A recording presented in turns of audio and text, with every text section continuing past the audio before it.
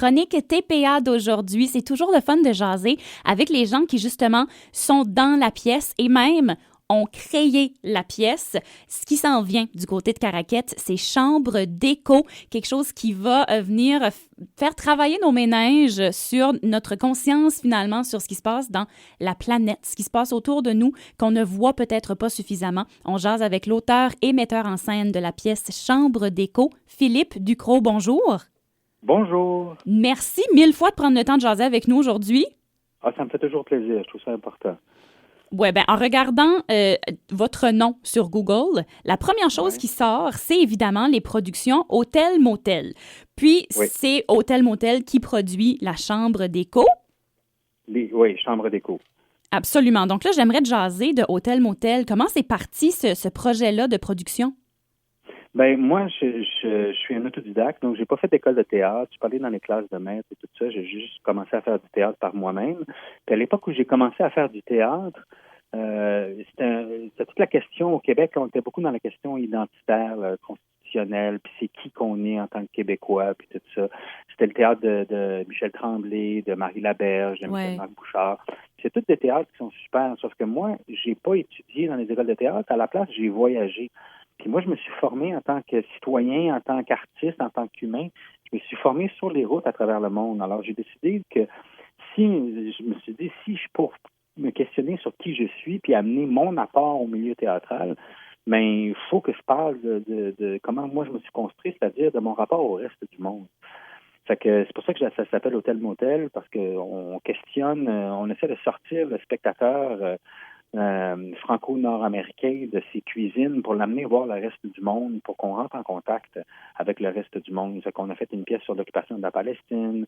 On a fait une pièce pour faire cette pièce-là sur l'occupation de la Palestine. Je suis allé 6 fois au Moyen-Orient, 3 fois en Palestine occupée. D'ailleurs, cette pièce-là est passée chez vous en 2014. Ça s'appelait L'Affiche. Ça tournait autour des affiches de martyrs dans les territoires occupés de la Palestine. Ça avait bien marché. On avait passé au TPA, puis à l'Escaouette. Puis c'est ça, j'ai fait aussi une pièce sur la République démocratique du Congo et tout ça. Et dans ce parcours-là, j'ai rencontré bien des gens. Je suis allé, entre autres, en Syrie juste avant la guerre. Et la pièce, l'affiche dont je parle sur l'occupation de la Palestine a été traduite en arabe, a été jouée là-bas. Puis je suis allé pour voir les représentations. J'ai commencé à l'écrire lors d'un premier voyage sur place en Syrie, puis dans les camps de réfugiés palestiniens, tout ça. Wow. Fait que, puis après ça, je suis allé en Palestine occupée, tout ça. Puis après ça, la pièce a été traduite en arabe, puis elle a été jouée là-bas, puis j'ai rencontré du monde. Mais quand la guerre a commencé, tout ce monde-là est parti. Sauf une comédienne que j'appelle Samia dans la pièce, avec qui j'ai entretenu une correspondance. Au début, c'était très léger. Mais après ça, quand la guerre en Syrie a commencé, on a eu une correspondance beaucoup plus profonde. Et c'est autour de cette correspondance-là, c'est autour du désir de faire un spectacle avec cette personne-là qui est née Chambre d'écho, le spectacle qu'on vous propose dans pas long chez vous. Du côté de Caraquette, effectivement. Puis, il y a cette particularité-là au théâtre d'être capable d'aller chercher ce qui est un immense sujet qui fait réfléchir, puis de l'apporter sur la scène pour que ce soit accessible à tout le monde. Ben, c'est mon souci. Après ça, c'est sûr que moi, je connais beaucoup. Moi, c'est un coin du monde que je connais beaucoup, la Palestine, la Syrie, le Liban, l'Iran. C'est tous des endroits où je suis allé. Puis oui, j'ai le goût de faire comprendre. La pièce s'appelle Chambre d'écho parce que c'est un thème médiatique qui dit que de plus en plus, on se retrouve avec les médias d'aujourd'hui à lire toujours des choses, entre autres à cause des algorithmes sur les réseaux sociaux, à lire des choses qui nous réconfortent dans notre pensée. Quand on met j'aime sur un statut Facebook de quelqu'un, tout à coup, il monte dans les algorithmes et cette personne-là devient plus présente sur notre fil d'actualité sur Facebook. Puis en faisant ça, ben on a juste du monde qui pense comme nous qui apparaissent sur notre fil Facebook. Puis en faisant ça, ben on se renferme dans ce qu'on appelle des chambres d'écho, puis tout à coup, la pensée se met à résonner, puis on se met à dire tout haut ce qu'on pensait tout bas, puis on se met à penser des choses plus graves tout bas parce qu'on se sent libéré de la parole, puis ça polarise les gens, puis ça fait des phénomènes qui sont très troublants. Et entre autres, tout le conspirationnisme qui a pu mener aux élections de Donald Trump, aux réélections de Donald Trump. Et donc, oui, ça parle de tous ces concepts-là. Puis ça prend pour assise la guerre en Syrie, parce que la guerre en Syrie, elle découle des printemps arabes, qui, eux, découlent du fait que les réseaux sociaux, les mêmes réseaux sociaux qui font des chambres d'écho, eux, ont brisé le monopole de l'information dans les dictatures et donc ont permis aux gens de s'organiser, puis d'avoir d'autres informations, et ça a créé les révolutions au Moyen-Orient. Donc, qu'est-ce que ça fait, ces chambres d'écho-là, ces réseaux sociaux-là, sur les régimes politiques, dans la démocratie en Occident et dans nos chambres d'écho à nous, que dans celles des dictatures où ça brise le monopole de l'information. Et c'est pour ça que ça s'appelle comme ça. Puis pour les gens qui sont déjà allés voir Chambre d'écho, qui ont eu la chance de le voir déjà, quelle sorte de réaction vous recevez du public? Bien, étant donné que les gens, c'est sûr que nous, on crée le phénomène de chambre d'écho sur scène. Fait que c'est un spectacle qui est très troublant, qui parle de thématiques qui sont importantes, d'après moi, puis sur lequel il faut réfléchir. Fait que c'est sûr que moi, j'ai une expertise de terrain, puis ça fait longtemps que je travaille sur ces sujets-là, puis les gens, c'est sûr que ça les réjouit, ça permet de comprendre un peu qu'est-ce qui se passe dans le monde en ce moment. Tant pour tout ce qui s'est passé avec Gaza, puis le conflit israélo-arabe, puis l'occupation de la Palestine, toute l'ingérence de l'Occident puis des autres dans le Moyen-Orient, ça nous permet de comprendre un peu qu'est-ce qui s'est passé, la guerre en Irak, les guerres du Golfe, ce qui s'est passé en Syrie, le rôle que nous, l'Occident, on a dans la création des partis islamistes dans le reste du monde, tout ça. Fait que ça permet d'éclairer bien des choses. Puis c'est un spectacle qui lie beaucoup. Nous, on travaille beaucoup sur lier ça de manière intime à nos propres vies. Donc, c'est mon voyage. Donc, on part en voyage. C'est le voyage que j'ai fait, moi, en 2019 pour aller voir cette comédienne-là, cette amie-là que je connaissais à Damas.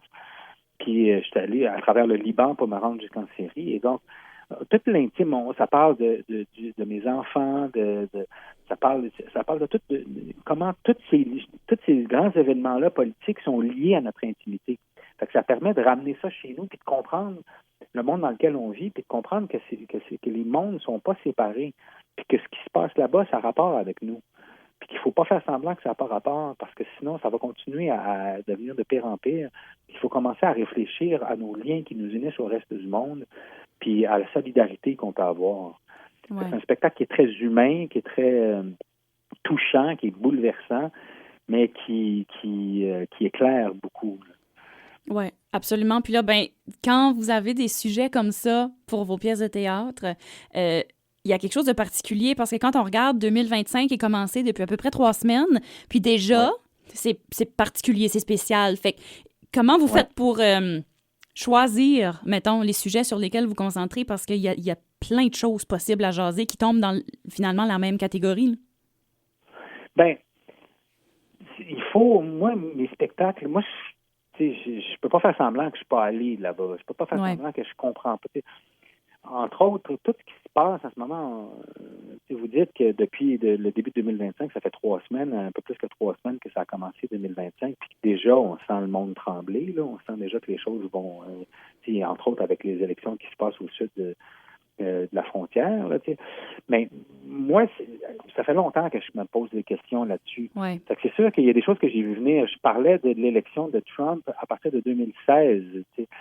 Tout ce qui mène. Puis je trouve qu'il faut qu'on se pose des questions. Puis je pense qu'il faut qu'on se pose des questions sur qu'est-ce qui fait que le monde est rendu de même. Il ne faut pas juste dire « Hey, c'est tous des malades » ou « Hey, ça nous fait peur » ou « Hey, ça va donc bien mal ». Il faut aussi réfléchir à qu'est-ce qui fait que les gens, entre autres, votent de plus en plus pour des partis d'extrême droite en Occident. Qu'est-ce qui fait que les gens ne savent plus reconnaître le vrai du faux, puis qu'il y a les fausses vérités, puis tout ça, puis on ne sait plus, c'est-tu vrai ce qui s'est passé? Cette question-là est fondamentale. Est-ce que c'est vrai qu'il y a des gens qui doutent du résultat des élections de 2020 aux États-Unis, puis que Donald Trump, ils sont encore en train de répéter que ces élections-là ont été votées, puis les gens se demandent la question, est-ce que c'est vrai que ça a été volé ou pas, cette élection-là? Puis je pense que ça vaut la peine de se poser la question, qu'est-ce qui fait qu'on se pose ces questions-là? Fait que moi, c'est sûr que à force de spectacle en spectacle, je m'intéresse à des questions qui me posent des nouvelles questions. J'essaie de répondre à ces nouvelles questions-là, qui me posent des nouvelles questions. Puis, c'est ça, ce projet-là, Chambre d'écho, a commencé à quelque part au début des années 2000, quand je suis allé la première fois en Syrie pour écrire ma pièce sur l'occupation de la Palestine. Ouais. Et là, j'ai rencontré ces gens-là et tranquillement, ben, les projets d'hôtel-motel résonnent très fortement parce que nous, les artistes, on a un rôle à jouer dans ces questions-là. C'est pas que les journalistes qui ont un rôle à jouer. Nous, on peut faire par l'art, on peut faire apparaître des choses, on peut faire des liens, on peut amener de l'humanité, on peut mettre des visages sur les nouvelles télévisées, puis faire comprendre que les gens vivent humainement à l'intérieur dans ces réalités-là. Puis tout à coup, ben, s'adresser au cœur, plus que juste s'adresser à la tête, puis s'adresser aux informations, puis essayer de faire comprendre émotivement ce qui se passe là-bas. Puis c'est quoi notre lien avec ce qui se passe là-bas, tant avec les États-Unis qu'avec ce qui se passe au Moyen-Orient. Fait que c'est ce qui fait que tranquillement, je me retrouve à faire ces spectacles-là. OK. C'est ce qui fait qu'ils tournent, puis que là, je me retrouve à aller chez vous à Caraquette, puis on va aussi à Moncton, puis qu'on se promène. Là, puis le plus ça se promène, le mieux, parce que le message doit être passé au plus de gens possible. Ben, en tout cas, moi, c'est mon opinion, là, c'est mon point de vue. Je pense qu'il faut parler de ces thématiques-là vraiment fortement. Je pense que c'est vraiment important d'en parler parce que le monde change. Et à chaque fois qu'il y a eu l'arrivée des nouveaux médiums de masse, là, des nouveaux médias de masse, que ce soit la télévision, la radio, l'imprimerie, puis là maintenant les réseaux sociaux, il y a des grands bouleversements et dans l'ordre mondial et dans la manière de voir le monde. Puis à ce moment, on vit un de ces grands bouleversements-là. Puis je pense qu'il faut qu'on prenne le temps de s'asseoir puis d'y réfléchir. Chambre d'écho parle de ça. Puis ce qui est le fun du théâtre, c'est qu'on s'assoit tout le monde ensemble dans la même pièce, puis on réfléchit, on prend le temps de réfléchir lentement, puis d'essayer de construire une pensée, contrairement à quand on regarde des petits vidéos sur TikTok ou des affaires comme ça, où ça va très, très, très vite, puis on n'a pas le temps d'approfondir une pensée. Puis le monde a besoin de cette complexité-là. On a besoin que la pensée soit approfondie. On a besoin de prendre le temps de réfléchir. Puis le théâtre permet ça. Donc moi, j'invite vraiment les gens à venir réfléchir avec nous, avec humanité. Les comédiens sont extraordinaires. C'est très touchant, c'est très émouvant.